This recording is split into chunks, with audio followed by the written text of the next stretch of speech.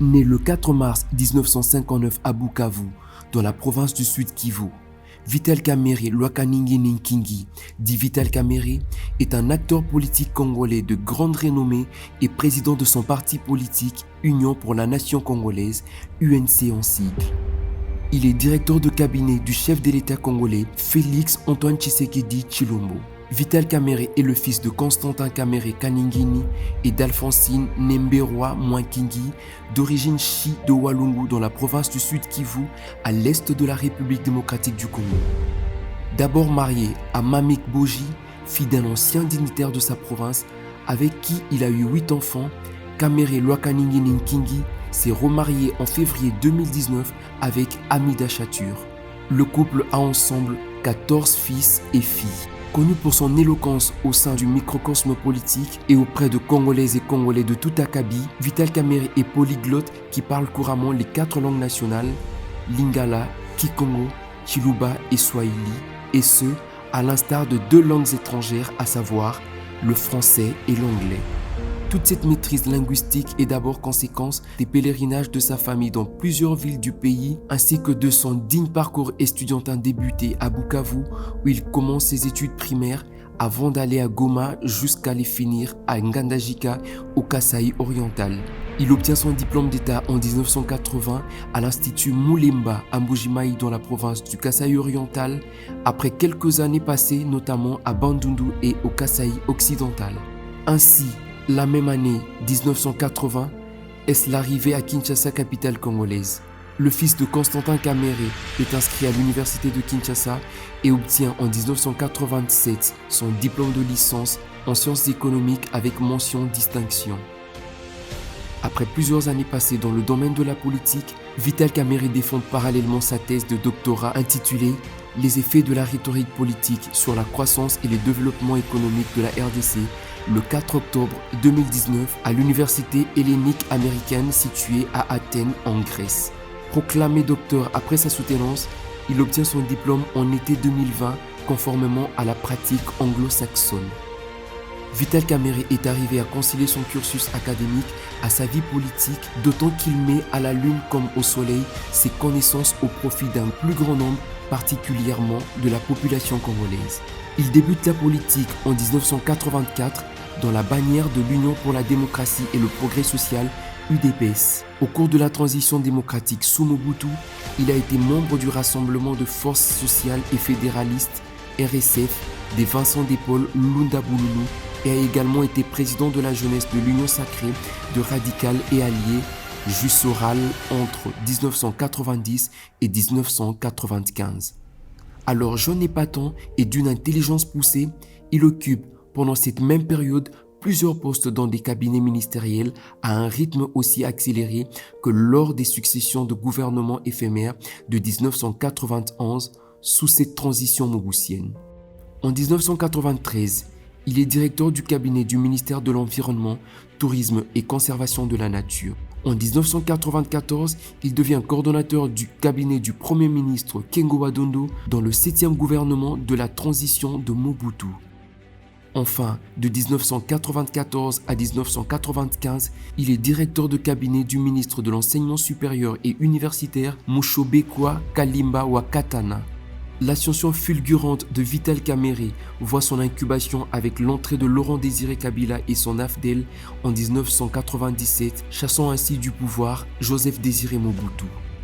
Vital Kamerhe est vite nommé directeur administratif et financier dans le cabinet de Denis Kalomé Numbi. Ce dernier qui était chargé par Mosé Kabila de mettre en place le service national, structure paramilitaire qui rassemble des militaires et des civils avec pour objectif la production agricole, la formation de jeunes au métier et une formation militaire de base.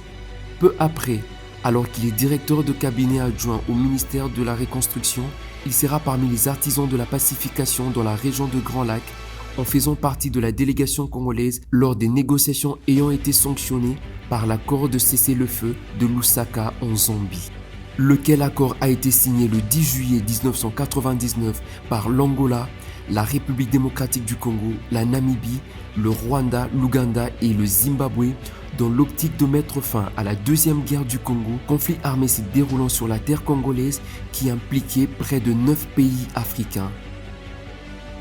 Après l'assassinat le 16 janvier 2001 de Laurent Désiré Kabila, Joseph Kabila Kabange, qui succède à son père, entame des négociations avec les adversaires du Congo au terme du dialogue intercongolais pendant que la Deuxième Guerre du Congo demeure dans la partie est du pays. Dans cette tisane à la recherche de la paix, Vital Kamerhe est nommé commissaire général du gouvernement chargé du suivi du processus de paix dans la région de Grand Lac. Sa participation active dans le processus de paix au Congo-Kinshasa aura ainsi réconforté sa dénomination du pacificateur car il aura été de totale importance dans la pacification du pays. À l'issue du dialogue intercongolais, il obtient par ricochet le poste de ministre de la Presse et de l'Information de la Transition de 2003 à 2004 dans le gouvernement 1+4 dirigé par Joseph Kabila et 4 vice-présidents à savoir Jean-Pierre Bemba, Zaïdi Ngoma, Azarias Rubiroa et Yerodia Abdoulaye. Fort de sa contribution dans le processus de paix au Congo-Kinshasa, Vital Kamerhe, désormais surnommé le pacificateur, participe aux premières loges à la fondation du parti au pouvoir, le PPRD, créé en mars 2002. En 2004, il est nommé secrétaire général du PPRD et désigné par la suite directeur de campagne du président Kabila, candidat aux premières élections démocratiques organisées en 2006. Joseph Kabila est déclaré vainqueur de l'élection de 2006 devant Jean-Pierre Bemba et l'homme à l'ascension fulgurante est élu député national puis voté président de l'Assemblée nationale en 2006. Vital Kamerhe marque ses traces indélébiles son passage en tant que speaker de cette chambre basse du Parlement. C'est lui qui a dirigé et encouragé le débat sur le contrat chinois qui fut baptisé contrat léonin. En outre, il a organisé le débat sur le massacre de Bundu Dia Congo dans le Congo central. Débat qui permit à Némoine Ntemi d'éclairer l'opinion publique. Légaliste qu'il est, Vital Kamerhe démissionne de son poste de président de l'Assemblée nationale le 26 mars 2009 après s'être opposé à une opération armée conjointe rwando-congolaise du Nord Kivu contre les forces démocratiques de la libération du Rwanda, FDLR, qui était prévue entre le 20 janvier et le 27 février 2009. Pour Kamerhe, il est inadmissible qu'une entrée au Congo de l'ex-armée ennemie rwandaise n'ait pas été discutée au Parlement. Il démissionne du PPRD en décembre 2010 et fonde son parti, l'Union pour la Nation Congolaise UNC. Et c'est le début d'une nouvelle aventure. Sans occulter ses ambitions, il postule à la présidentielle de 2011 et bat campagne sur l'étendue du territoire national. Il finit 3e de ce scrutin avec plus de 7,74% de suffrages derrière Étienne Tshisekedi et le gagnant Joseph Kabila qui brigue alors son 2e mandat. Son parti politique UNC gagne par ailleurs 16 sièges à l'Assemblée nationale. En 2013, Vital Kamerhe et son parti, ainsi que plusieurs autres familles politiques de l'opposition dont l'UDPS et le MLC, refusent de participer aux concertations nationales convoquées par le président Kabila pour aplanir notamment les divergences nées de contestation des élections de 2011. Kamerhe ainsi que les autres leaders politiques de l'opposition avaient donné pour préalable la non-modification des articles de la Constitution qui sont verrouillés, principalement celui lié à la limitation des mandats. Aussi, ils ont souhaité la tenue d'un dialogue plutôt que des concertations. En 2015, Vital Kamerhe et son parti UNC s'iront au four et au moulin des différentes manifestations organisées pour dire non à un 3e mandat du président Kabila et oui à une tenue des élections transparentes et apaisées. Il sera notamment l'un des principaux initiateurs de la marche du 19 janvier 2015 contre l'adoption du projet de loi électorale qui nécessitait un recensement général de la population. Soucieux d'une alternance pacifique au sommet de l'État, il signe en octobre 2016 l'accord de la Cité de l'Union africaine officié par Edem Kodjo et sanctionné par la nomination de Sami Badibanga à la primature. Dans la même optique, il signe l'accord du centre interdiocésain le 31 décembre 2016 ayant abouti à la nomination du gouvernement dirigé par Bruno Tshibala, Premier ministre. En octobre 2017, après avoir participé aux arrangements particuliers de l'accord de la Saint-Sylvestre, Vital Kamerhe décide de retirer ses membres du gouvernement Tchibala à cause du retard et la non-certitude de l'organisation de scrutin. En 2018, le président de l'UNC renforce ses liens avec ses compagnons dans l'opposition dont Moïse Katumbi dans le cadre de la lutte pour l'organisation des élections. Le 12 septembre de la même année, il participe à Bruxelles à la première rencontre formelle de l'opposition aux côtés de Félix Tshisekedi, Adolphe Muzitu, Moïse Katumbi, Jean-Pierre Bemba et Mbusa Nyamwisi. Au cours de cette réunion, ces leaders expriment leur intention de choisir un candidat unique qui présentera les couleurs de l'opposition aux élections. Le 11 novembre 2018, Vital Kamerhe, Martin Fayulu, Félix Tshisekedi, Adolphe Muzitu, Freddy Matungulu, Jean-Pierre Bemba et Moïse Katumbi se rencontrent à Genève pour choisir un candidat commun. Ces acteurs politiques créent la coalition Lamuka et parallèlement, Martin Fayulu est désigné après vote comme candidat commun de l'opposition.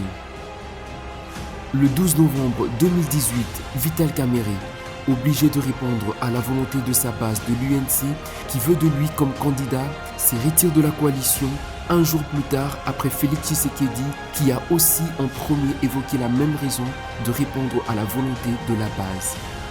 Le 23 novembre 2018, il crée la plateforme Cap pour le changement, cache en sigle avec Félix Tshisekedi et renonce à sa candidature à la présidentielle en faveur de celui-ci, et ce, au profit d'un accord qui fait de lui candidat de cette coalition à la présidentielle de 2023.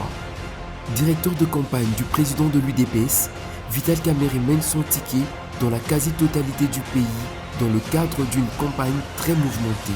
Il réussit alors à hisser à la magistrature suprême Félix Tshisekedi qui finit devant Martin Fayulu et Emmanuel Ramazani Shadari.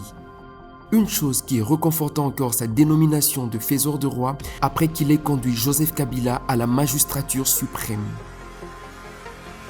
Le 25 janvier 2019, Félix Tshisekedi le nomme directeur de cabinet. C'est à ce titre qu'il sera placé d'ailleurs en détention provisoire le 8 avril 2020 et accusé de détournement de fonds alloués à la construction des maisons préfabriquées dans le cadre du programme de 100 jours du chef de l'État dont il est principalement concepteur. Dans la foulée de ce procès, qui est en effet la saga de l'année 2020 en RDC, Vital Kamerhe n'a de cesse clamer son innocence et dénoncer un complot visant à déstabiliser le mandat du chef de l'État. Animal politique, fin stratège, Vital Kamerhe sait combiner l'intelligence à la compétence, ce qui fait de lui un homme politique exceptionnel qui sait rebondir quand l'attend le moins, tel un sphinx qui savait renaître de ses cendres.